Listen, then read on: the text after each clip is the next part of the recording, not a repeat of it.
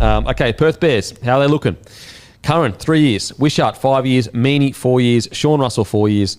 Toby Sexton, 2 years. Great signings. Really, really good signings.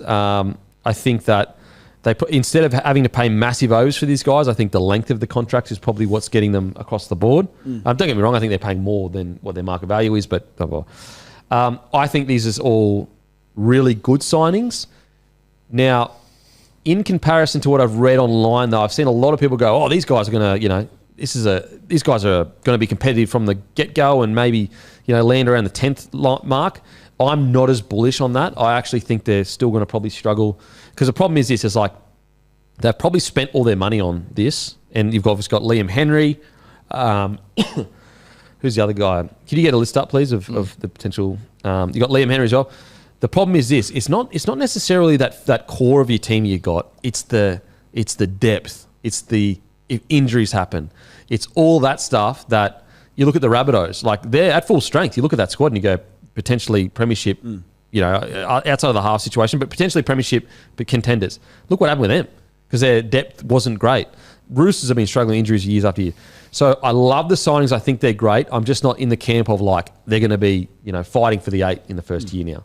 They're solid signings, sure. I don't love them. I'm like, they're all good signings in terms of you're building a roster, you start somewhere. They're all NRL caliber players, but like a lot of them, every player on that list, maybe to a lesser degree Tyron Wishart in recent years, has been in and out of first grade in recent years. Curran's been relatively stable, but even at the Warriors, he was sort of in and out at different times. So like they're good signings. Tyron Wishart's a fantastic signing. Yep. That is the one that stands out to me because I've no idea what they got him for, but I'd be pretty confident to be unders. I can see Tyron Wishart being a 14 for the Blues in a few years' time. Like I think he's that good. Is he a 6 for you? Absolutely. Yeah. Some people said 9. I've said 6. No, he's a 6, and he's a bloody good one. Like I think he's brilliant. Like again, Sexton, a good signing, but like a long-term 7, it could work. Like anything, they still need to add some marquees. Like they need some big names and some superstars around them. I think like we were so concerned about the Dolphins in the early years because it was a similar thing. They were building up a lot of fringe NRL players and some week-to-week solid first graders, but there were no real stars.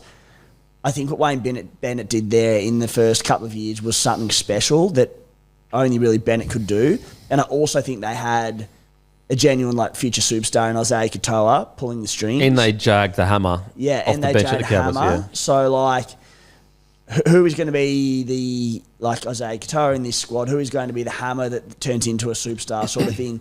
So, look, it's early days. They need to add some big names to this list because I don't think they can expect to be like the Dolphins where you go in there and you have question marks around their roster, but no, they'll fight and they'll be good. Like, this is the NRL. Yep. You're putting new players together. They're going to take time to combine. And Dolphins had been around for 100. Like Dolphins are a club with a culture that exists already. Yeah. So I think they need a few more big names, but they've got time. They can still do it, but they need to make some moves. I want to see the big name added to that. Yeah, just one. Who's the big name though? I don't know. I will say just quickly. Look, I think he's a good, solid first go to Sean Russell, but him landing a 4-year deal, good on him. Friggin' oath. Bloody good on him because he was in and out of Eel's side. 4-year deal's outstanding. Everyone on that list to be cheering. So good on him. Hammy, thoughts, mate? About getting a big fish for the... Or just where do you see the signings? But also, there's some people that are quite bullish on the Perth Bears now. Yeah, I don't know if I'm bullish yet. I'm just having a look. There's a news.com.au article here kind of going through who have they got so far. They've basically got about 12 players that are, can fill their starting 17 so far. 6 of them are from the Super League at the moment that they've got so far, which is like not, it's just a bit of a... Yeah, I probably wouldn't want to see that many, kind of to start. And I know there's still early days of signing and whatever, but they got some good players here. So Nick Meaney, obviously, they've got Chris Vaiala from the Sharks is the one they're talking about today. He's bloody good, Chris Vaiala. He's a good centre. He's a centre. Harry Newman, he actually looked all right in some of the Ashes games. Sean Russell, obviously, you just touched on. The other wing spot at this stage is vacant. Tyron Wishart and Sexton in the halves. Not bad. I mean, there's a fair bit of chat about maybe Burton ending up there as well if he got squeezed out of the Dogs. But does that mean now that they got Wishart there, have they got different different plans, or they're going to cool off on him a bit. Yeah, But it's I mean, he's interesting. versatile. He can play a lot of roles, but he could be that big fish you're talking about, Timmy. I don't think do you go after Burton? You got WISHART now? I don't think you do you? That's interesting because like he seemed a perfect fit for them. Yeah. We'll speak more about the Doggies in the pre-season but we all sort of think he's potentially on the outer at the Dogs. We could be wrong, but just positional wise, and Mitch Wood's there, Lockie Garvin, etc. But yeah, WISHART looks the 6 for me. Yeah, and like don't get me wrong. Like right now, Burton for me is a better 6 than WISHART, but to get Burton across here, you're probably playing, what do you reckon, 1.2? Yeah, good coin. Like good coin. Whereas WISHART, what do you reckon, 700 they got him for? Probably 600, Yeah, 700? maybe that 657. Yeah. Or something. So it's like when you're balancing your roster. The only thing would be, and I don't think this could happen, but we've seen it done time and time again, is if Wishy could turn into that Jerome Hughes style ball running 7. And they have him and Burton. And what's Sexton? I got Sexton though. Surely you just go Sexton, WISHART, and you stack your forward pack. If you can get the name, sure. Yeah. There's still a few gaps, so they haven't got a hooker yet. Yep. So maybe there's a big fish that they can get there in the number 9. If they could add them, there's not that many of them in the game is the problem, but if they could add either a marquee hooker or just a gun up-and-coming hooker, I mean, one for them is J.BRAILEY. Again, he's not a superstar, but... He's NRL quality. Yeah, like he's going to struggle for minutes this year at the Raiders. The reality is, unless there's injuries with Starling and Paddy. But like if they sign Brayley, all right, you can build around this, whether he's your starting or he's your backup. Like, There's only one man that can save the Perth Bears. Ken Munster. No. Who? Tom Opacek. Yeah. Go. He'll yeah. lock that edge up, baby. No one's scoring down that edge. They become premiership contenders if Tom Opacek is locking down that left edge.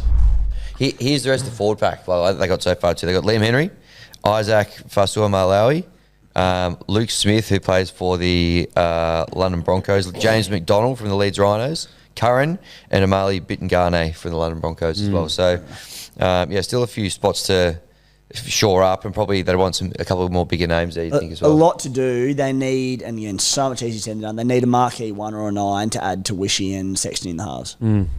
Yeah. Maybe Pappy after a sabbatical? Yeah, Pappy would be fantastic. Pappy would be perfect, actually. he'd be Like great just a bit of signing. strike out there. Yeah. Also, he's a marquee player. You Right. can build around him. Him and Wishy spend Yeah. plenty of time together. I Yep. like it. What do you reckon, Matty? Yeah, I think when you look back at the benefit of hindsight, the Dolphins, like I think they surprised a lot of people how well they started. They won their first 3 games, and they haven't made the finals yet, but they've been all right. But I think you can attribute a lot of that to Wayne Bennett and for what you said before, like the history of the club and stuff. So yeah, there's a lot of question marks about Perth, and I don't want to be pessimistic, but I'm finding it hard to fire. Like I reckon maybe in a few years they'll be fine, but just that opening year, I'm not sure yet. You know what? They need the entertainer. Tane Mill. Yep. They need to entertain. They'll bring bums on seats. He'll put bums on He'll seats. put bums on seats. Yeah. Bring the fans back to the game. Yeah. Get him over there. Get him on a When- 300 or 400K deal. When he's available for selection. The GOAT, the best ever. So look, as I said, I think we're all kind of an agreement. Good, solid signings. Like they've done pretty. Yeah, yeah. They've done pretty well here for how dour it was looking Yeah. there for a period. They've done some of the hard bits too. Like they got a number 7.